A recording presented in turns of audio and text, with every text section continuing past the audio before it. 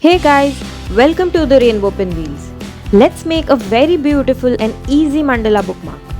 First, I'll start with the sketching.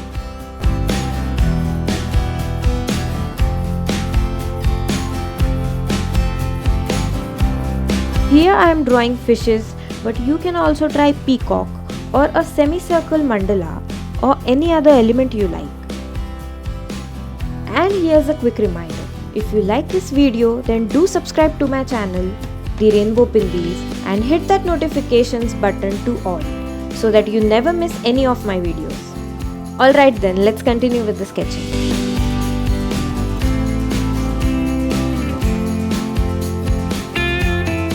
I am sketching just the main shapes. Detailing I'll do later using a pen.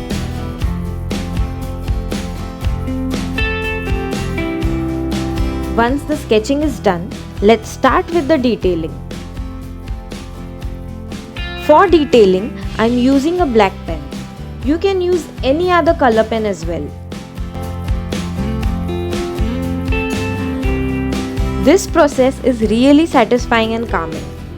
This bookmark looks beautiful and is so easy that anyone can make it.